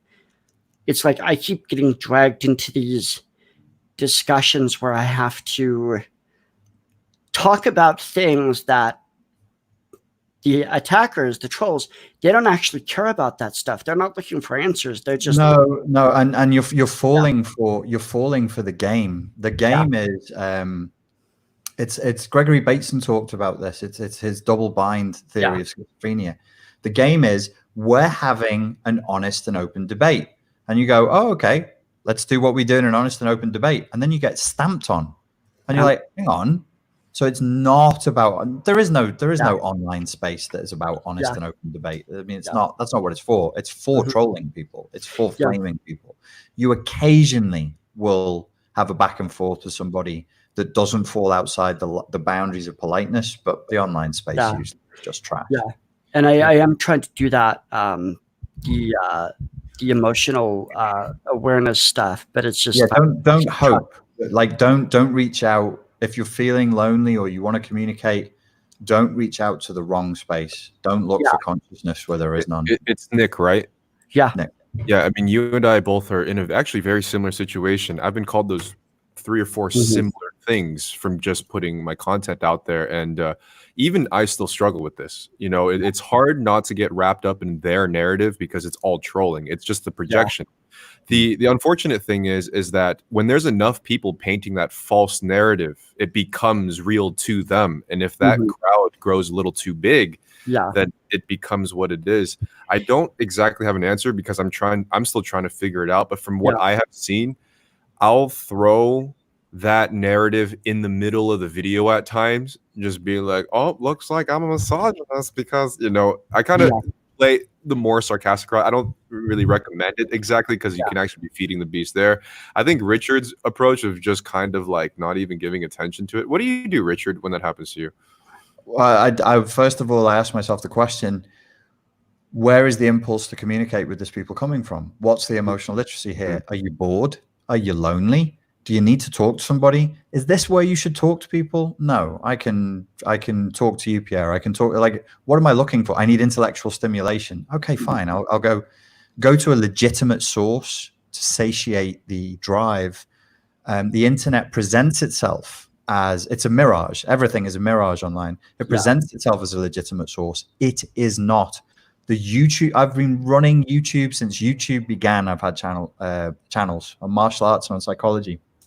It is only, it's either a place where people will politely say, thank you for the video, or they will take a shit on people. There seems to be no in between. It's trash. It's just trash. Yeah. But if you're hoping for a different outcome, you'll get hurt by it, which is what it sounds like you're disappointed. Yeah, I mean, I'm dealing with people who they're my age. Some of them are older, and it's like some of them in their early 60s even, and they're doing high schooler shit. No, well, we live in the age of perpetual adolescence now. Facebook figured it out, and they said we're going to target people in their 60s. And I know, like, if it's like I have 2 reactions because I'm like, oh, I should just hide and not do anything, say anything, but then I feel like shit. But then it's like, well, if I do want to put my ideas out there, how do I do that without, like, how do I do it in a constructive manner so that I'm not just repeating the same? Well, and there's an answer to that question, Pierre. What are you going to say, mate? I mean, just to quickly add on, like, any hater that I usually get are about the same age too. You would think it's just like a bunch of 17-year-old trolls. No. A lot of the nastier ones are from older people for some reason. But yeah, I mean, I am in a very different genre, so I'm kind of allowed to play with it like a pro wrestling villain, you know. So I'm kind of able to make the jokes and kind of like weave in and out. I highly would not recommend making videos that directly address it at all. because at that point, That you know, never works. Yeah. Yeah, you're wrapped directly in it. I think with what you were doing, it's best to literally just don't even see it, because they'll give up if you don't see it. Mm-hmm. What is your intent, Nick? What are you setting out to do? You know, I like to do videos on spirituality or philosophy or psychology. I think I'm just going to have to like try to build from scratch on BitChute or something, or like I know StreamYards gives you like a number of platforms at once that you can do live streams and videos on. Because the thing of it is like it's like the minute that I got on YouTube, and I've mentioned this story before, it's like the first people that I attracted to with any chant, with any videos, were just a bunch of atheists who were just trolling. And it's like, yeah, of course, but your compassion flows both ways. So be compassionate to the bored, lonely loser troll who has nothing else. There's nothing else in that girl's life. There's nothing else in that guy's life. And you've just put chum in the water, and they're sharks. So I go, I think the Garden of Eden is da-da-da-da, and they won't even respond to what's in the video. They'll respond to the title, because the point is not to say, well, Richard, at point 17, I think you had a point, but at point 19, you didn't notice. They're not fucking doing that. They're going, oh yeah, come all over your face and your tits. Yeah. Well, and you didn't even flinch, Nick. You didn't even. He was like, yes, that's what they're doing. I was thinking about Supergirl. Anyway, so so another aspect thing of it is like with the spirituality thing, like we were talking about earlier with the Garden of Eden and people learning to lie.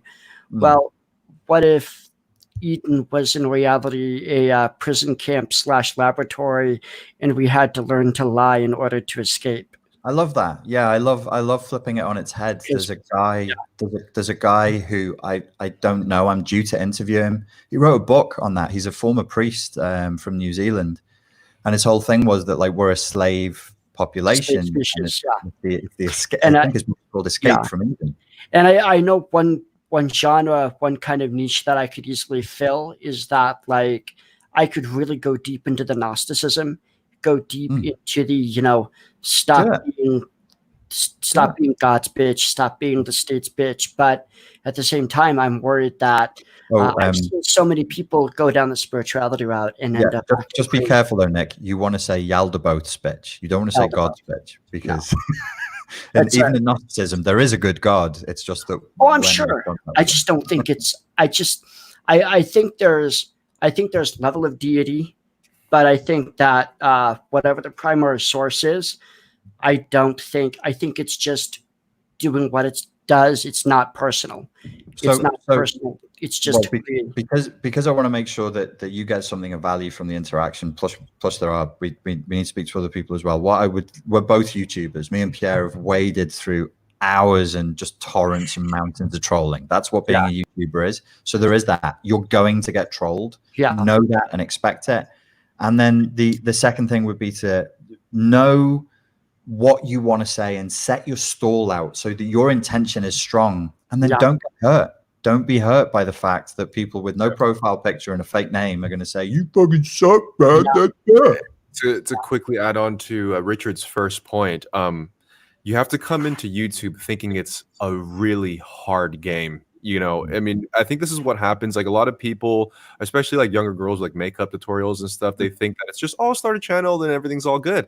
No, YouTube is a battlefield, and the moment you really start thinking about it kind of like a battlefield, not expecting violence necessarily, but knowing that it's a part of it, the impact of the trolling definitely lessens. When you just have the acceptance, like you're going into a war, it's like if you go to a battlefield and you don't think there's any fighting, you're going to get hit and it's going to hurt, So I got to kind of wonder how much of me getting hurt and feeling I don't even know if I'm not sure if I would call it self-pity or what, but I have to wonder how much of that is.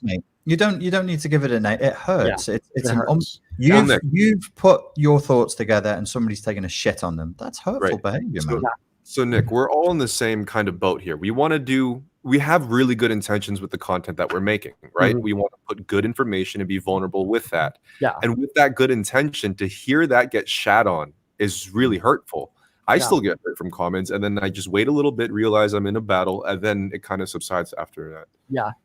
And I think that what hurts me more than them doing what they were doing is that I'm more worried about people I respect hearing those rumors and then thinking that it's true.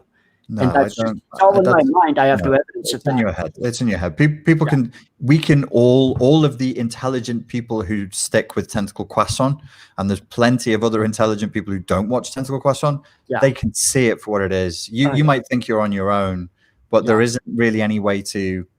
We used to be able to downvote on YouTube comments, and you could see the downvotes, which was good. Oh yeah. So you could see other people going, "This is obviously a troll," but they took that away.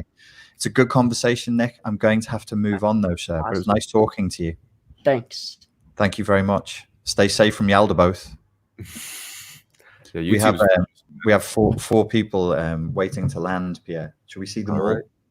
It's up to you, dude. You're the captain. Let's do it.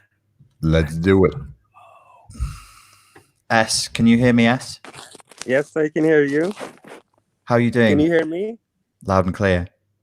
Yeah, so I just wanted to thank you guys for like being brave and strong during these times. Thank you. Because there's a lot of toxic passivity out there that's stopping people from speaking out. Sure.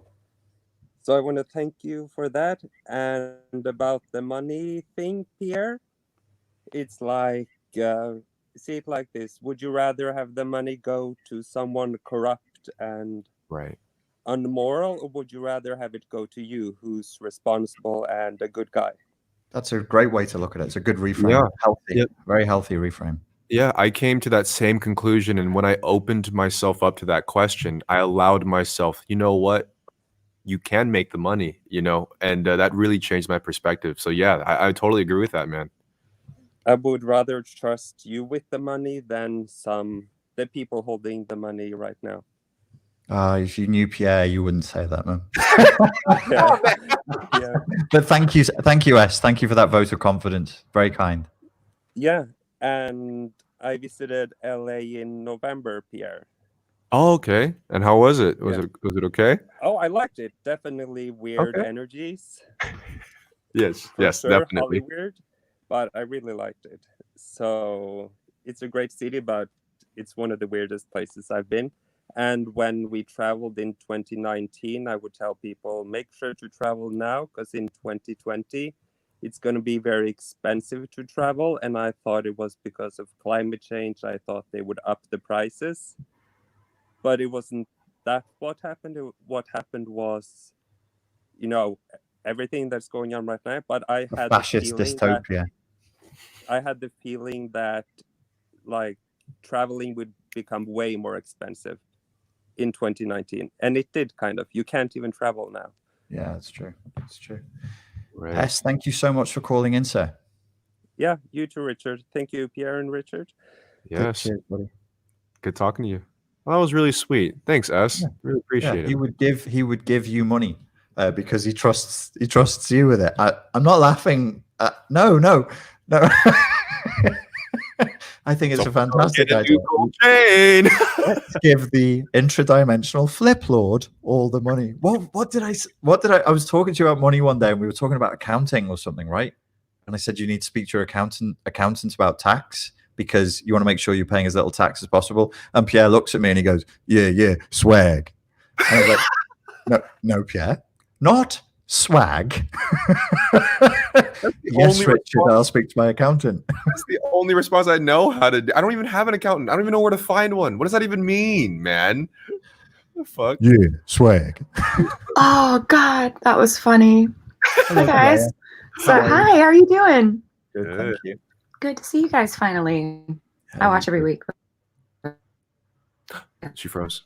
She's frozen. I don't really have a question, I don't think, other than the fact that you guys give me a lot to think about every week. That's good. And I enjoy it, and then I have nobody to talk to about it. So that's always good. fun. That's good. What's your name? Nice. Last week's conversation, I keep Kalea. Kalea, okay. Just making sure. Kalea, like Princess Leia. Cool. Exactly like Princess Leia, in fact. Yeah. What was I going to say? I really don't know. I think it skipped my brain, but I appreciate you guys. You guys just got have. PRXO'd. You just got your pattern interrupted by the Flip Lord. I did. Did you see that? I don't know what am I saying? What am I saying? It comes naturally. I can take this into the You're saying conversation. the conversation last week made you think. Thank you. Yes, I've been like debating and kind of chewing on all of the different paradigms and how we essentially live in a house of cards. Right. And if we try to rebalance, because last week was masculinity and femininity, which is something I think about a lot. And because your content has only been relevant to me for about a year, if that says anything about the season of life I'm in. And you know, but like just trying to like rebalance it, and you can't do it. There's so much you can't resolve a societal problem individually. Exactly. It's, you know, and in psychology, the big mistake that psychology makes is it individualizes everything. It pathologizes to the individual. Massively our problems are tribal, they're cultural, they're not individual. So I've been saying to people, if you're not a little bit depressed and anxious at the moment, there's probably something wrong with you. Like there's a lot wrong out there in the world. So yes, it's a big issue. I'm hoping for a sexual revolution, full-blown sexual and economic revolution. Yeah, I have these conversations with male friends of mine. Well done, Richard. Yes. It's my intent, and it will manifest. I can feel it. It's coming through. There's a common narrative, I think, within psychology, and like new ageism and stuff, and it's like all responsibility lies on you. You are the change you see in the world, type of thing, which is true to a certain degree. But I rarely ever hear the narrative that integrates societal, environmental elements in terms of our behaviors. And I reached the point in my life where I was like, wait a minute, that's like 80% of things, not just an addition when all the independent people get together. No. 80% of our behaviors is due to external factors. And then we're kind of like quick to kind of paint it the other way. Isn't that advantageous to the slave owners? You blame yourself. You don't look at them. You don't look at the man behind the curtain. You go, oh, it's me. It's my genetics. It's my mom. It's this. No.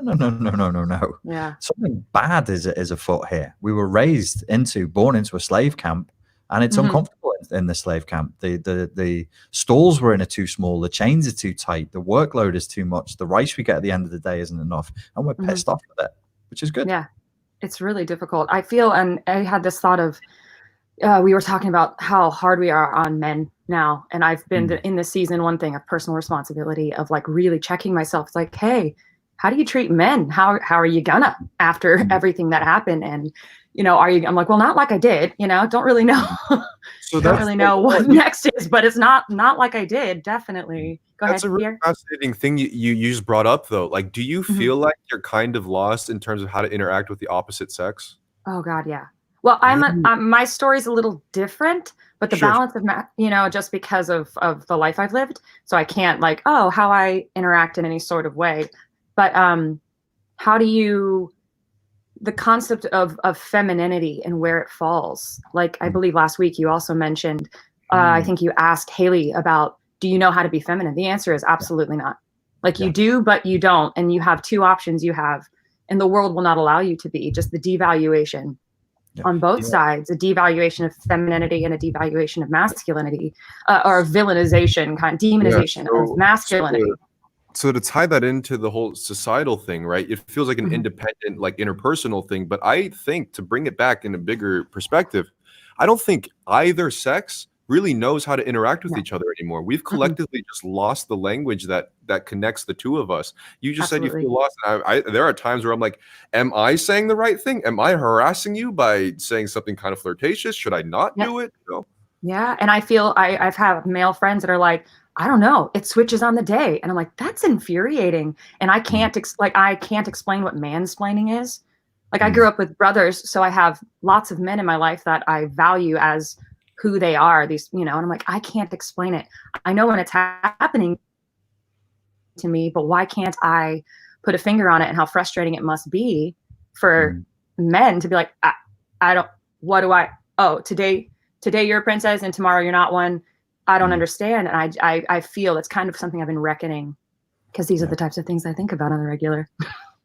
But it's it's been interesting and challenging and beautiful. And what I love about both of you guys is how convicting your content is if you choose to let it actually hit you, you know, and just the fact that you're saying the stuff I love, like Richard, a lot of times your truths hit like a punch in the face, and it's beautiful because I love a hard truth. Get it? Yeah. Yes. I'm like, oh, I feel that. I got it. I heard it. I'm not going to consume people anymore. Okay. You know, they're not. Oh, am I doing it now? I am. Are you being? Yep, definitely little and narcissistic. Bring it down a notch. And then, yeah, I mean, all of your tools for CPTSD have been incredible. So I mean, they work, y'all, if you need them. Richard's got some really great stuff. Thank you for saying that. I appreciate that very much. Yeah. I mean, lifesavers, really, honestly, you guys have been.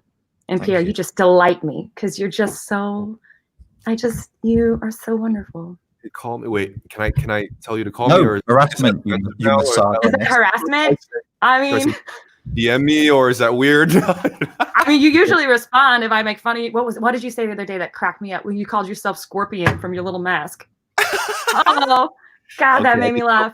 I did something right there. Okay, good. You did. That made me laugh because you did. And then I'm a nerd, and then it's whatever. So. Well, it was lovely talking to you. You should definitely come back.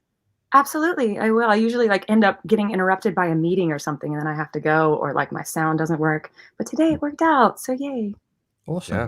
Nice talking to you. Thank you guys. Yeah, absolutely. Thank you guys for everything you do. Cheers. Cheers. Oops, I did it again. I did that thing where they're still talking. I do the cough thing. Hey, it's part of the game. A second. It's too much and too quick fire there. I was going to say something to you and I've forgotten what it was. Do you remember what I was going to say to you? Yeah, you're going to say how sexy I was or something like that. Damn, you fine, son. You sexy as hell. Oh, keep going. Oh yeah. Oh, yeah, we were gonna. Do you remember when we were going to do a TikTok profile that was just like mocking the boys? You got it, man. Dude, okay, Richard, first of all, do you realize the amount of characters that we can play? On my platform, I was showing clips of The Fifth Element, and I was like, you are so Bruce Willis, and I'll be Ruby Rod. You know what I mean? Because there's the scene, I don't know if you remember, but he comes jumping in with the microphone, Ruby Rod, and he just like signs all the Japanese fangirls with a paintbrush, and he's like, all right, so what do you have to say? And then you'll just be like, hi. Let's do it. Let's do it.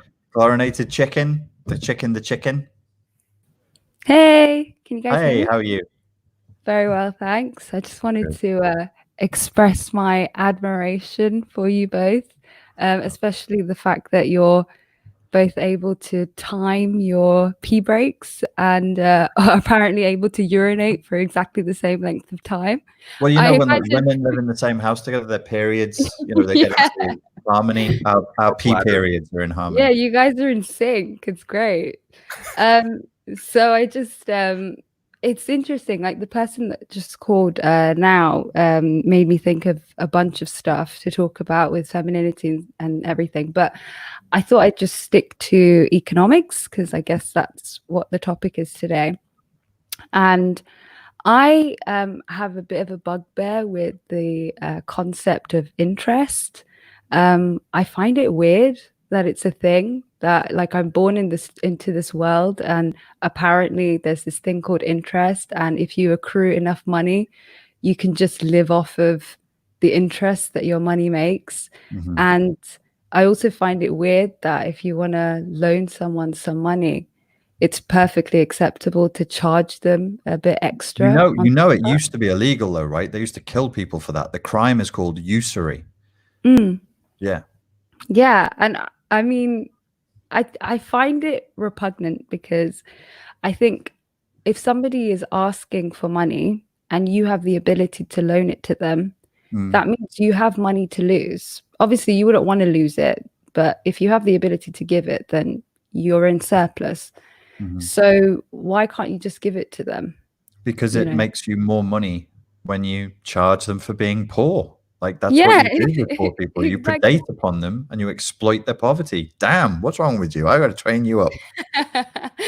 Yeah, I'm a really bad consumer and a really bad capitalist, I think, because like right now I'm in a point in my life where I've achieved one of my goals and it's a very strange experience. I was like dicing some onions in the kitchen the other day, and I was like, oh, I'm where I wanted to be 2 years ago, like where I decided I wanted to be 2 years ago.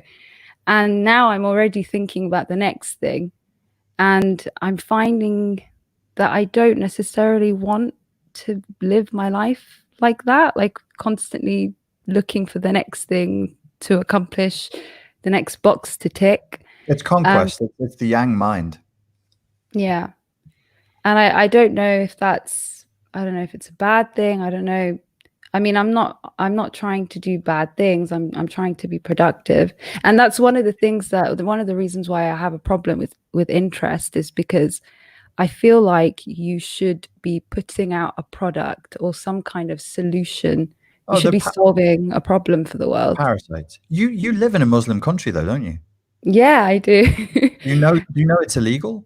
It's completely haram in Islamic banking. There's no interest in Islamic banking. They do interest, but they call it something else to loophole around the fact that it's haram. Because I was like, oh, cool. I met a guy in Malaysia and he explained this to me. And I was like, cool, I'll put my money in an Islamic bank. And he went, oh, no, they'll still take your money. They just won't call it interest. Yeah, I've heard about that. And like, it's, but even the loophole, like there are some, like obviously Muslims who also say like they don't agree with that as well, those so-called Islamic banks. But yeah, it's also strange because it's the first time I've only been here for 3 months, and it's the first time I've lived in a country where I'm working and I'm not being taxed.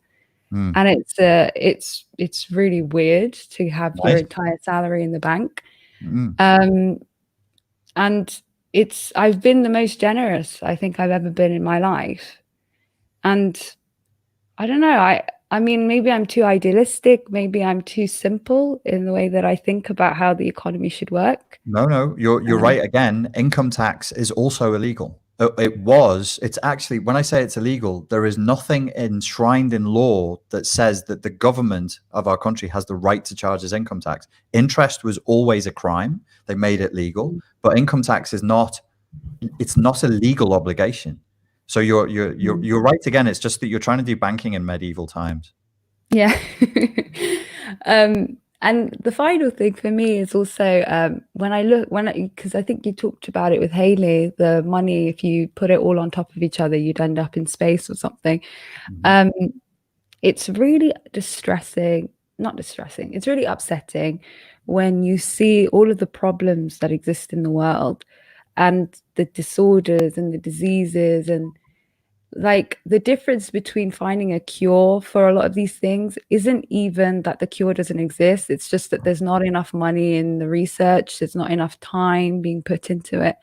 And the idea that there are people that are just sitting on all this money and they could solve these problems for people, they could help. And I know people who literally have children that have, all kinds of disorders and disabilities, and they can't afford the therapy that their child needs. And it's just, let me make that worse for you in the hope that the philosophical stretch makes it better. They're not just sat on money. They're sat on information. They're sat on solutions. They're sat on research. It's worse. They're sat on technology. They let people die hour by hour, day by day in pain to maintain situations of power. So it's worse. And I'm hoping that through this mini exposure therapy, you won't feel depressed about this anymore, because it's nowhere near, it's way worse than you think it is. Thank you. But also another thing, sorry, I feel like I'm taking ages, but you know how you guys were talking about it's okay to make money, it's okay to earn, and it's better you than a sociopath or an narcissist. I don't know if I'm technically, I think a millennial or Gen Z. I'm not sure. I'm right on the cusp. But Gen Z, I know, are supposedly more into sustainable living, and they're not really interested in making like a ridiculous amount of money. And it's really more about, they want to have more time and more freedom. And I would say that's kind of my motivation for making money. I'm a bad consumer. I don't know how to spend money. So now like I'm not being taxed. I don't know what to do with it. So I'm a bad consumer, but I'm trying to earn more money because I want to earn more in a shorter amount of time so that I have more time to myself, if you know what I mean. Yep. And I think that's probably more of a motivator for younger people. And it's just because of the environment that they're in right now, where they're being squeezed completely. And they can just see that it's all a scam. And that's the great thing about COVID. Like, you realize that, you know, your landlord is in trouble because they're like 1 month like out away from not being able to pay their whatever they pay, and then your renter is in trouble. They're like 1 paycheck away from being homeless, and it's just this cycle of people who are all sort of paying each other's wages. So I think it's exposing the cracks in the system to a lot of people. So I'm grateful for that. Yeah. There's a chance of a great awakening. I hope for that. Yeah, I do too. But yeah, thank you for having me. Well, it was very nice having you on, Chicken. Thank you. Hopefully we'll speak to you again next week. Ciao. Okay. See you. Bye. What a lovely voice. I was going to say really quickly in terms of like the Gen Z perspective on money. You mean, you know, the whole social justice thing is really, really big with younger kids. At this point, it's so big, and I think this is the positive element, actually, is that now Gen Z is aware enough with all the resources online of the impact of where money goes. So this whole canceling thing now, everyone's starting to smarten up a little more and spend money where they feel like the person deserves it. That's why a lot of these people, for example, like Jeffree Star with his makeup palettes, a lot of stuff's coming out about him, and Gen Z with their virtue signaling or whatever, they're choosing intentionally not to buy the product. And you'll see this with a lot of influencers nowadays, where people kind of, or the younger generation are consciously choosing where their money goes. And if you do want to make money, oftentimes you kind of have to tie it to a charitable cause or donation now. So you'll see really supposedly corrupt influencers that are supposed to be like Tana Mojo. She just started her own little thing, depression charity, mental health fixing, you know, that type of thing. It's irritating as hell for me to see people just pick up mental health as this super convenient, like, oh, this is the t-shirt I'm wearing today, I'm going to pretend I give a fuck. Meanwhile, I'm in the trenches for years. I'm going, could you just not choose something else that's not mine's better. Mine's better. Yeah, you need boobies if you really want to be heard, Richard. I've known that for years, but like, I have boobies. They're just flabby man tits. Show them, dude. You want me to show them now? I have a cleavage, you know. I can take this pen and I can squeeze it between my man titties. But if I do that, folks will be jacking off. Do we want that to occur? Well, I don't mind. I don't give a fuck. Do whatever you want. Just pay me afterwards. Hi, Steph. Hello, how's it going? Good, man. Again. Yeah, this is my other version of a tinfoil hat, so Bill Gates doesn't suck my blood dry. Good. It sucks it through the skull specifically, so I'm glad you're covering it. Otherwise, yes, you're incentivized. Gotta stay safe. So I have two questions. So one is of jealousy. So I essentially work as a sorry if I'm a little quiet, but I essentially work as a newspaper boy. So I work like, I'd say 4 hours and get about like $30 a week. And there's people who are essentially on government, well, not government benefits, but like, yeah, government benefits, essentially getting $800 fortnightly. So I'm wondering how to prevent the feeling of jealousy. Even though time solves it, I want to understand how to like prevent the initial feeling of it. I'm 19. But also to quickly add, an answer that I came up with, which I think could possibly be somewhat correct. Each dialecticism at its purest. Tell us, you ask a question, you make your own answer, and we merely applaud you. Thank you so much.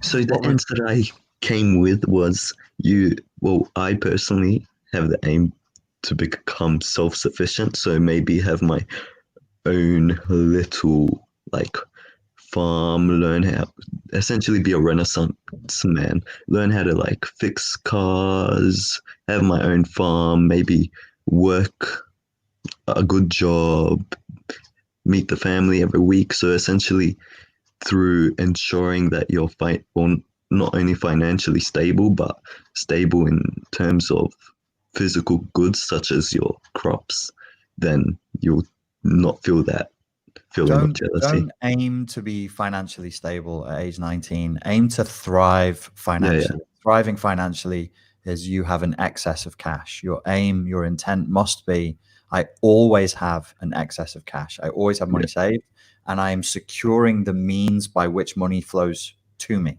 So always focus on bringing money in. And the way to deal with jealousy is to just make so much money that you won't have any reason to feel jealous. Heck yeah. And with your book, I live in Australia. Would it be getting shipped, or is it like only in a certain region? You don't need to worry. I'll make sure that you get a book. Thank you. I appreciate that. You won't even have to pay for it. Rich people don't pay. So you'll learn this lesson early on. I'll send you a free one. It'll be signed, and then you can sell it on eBay when I'm really famous. Heck yeah. And make sure you put your signature on it. I've got my teats all over that book. I knew it was coming, man. I was waiting for it, Richard. You can smell his titty sweat. Yeah. Fuck out of here, dude. Titty sweat. Dog. Also, in terms of like the economy and all that, like a channel that I recommend is the Atlas Report. It essentially talks about what you guys talk about, and today they released a video on the UBI and how essentially that person sees it as a thing in the future that will inevitably happen, because essentially the money is going to the ultra rich and we're just living a scam. What's UBI? Universal basic income. Oh, that it's an inevitability? Yeah, because I forgot his reasoning behind it. It's because people, automation and all that, essentially people won't be able to like be productive and all that. Perhaps the first prototype of that is happening right now, because every country is doing that same thing. That's exactly what the stimulus package is. It's universal basic income. Yeah, exactly. What he said was, for the conservatives, their UBI is called fiscal packages, where it's actually like given to the rich people instead of the people who create the economy, because he says there's no such thing as supply side economics. It's the consume, which is essentially, I think, the businesses like giving the productivity of the economy. It's essentially a demand driven economy where the consumers hold the like power of economic activity and productivity. Yeah. So yeah. Okay. It's Andrew Yang, when he was still in the running, he made a case that was similar to that for UBI. It could be. I mean, it probably is an inevitability as things get more and more automated.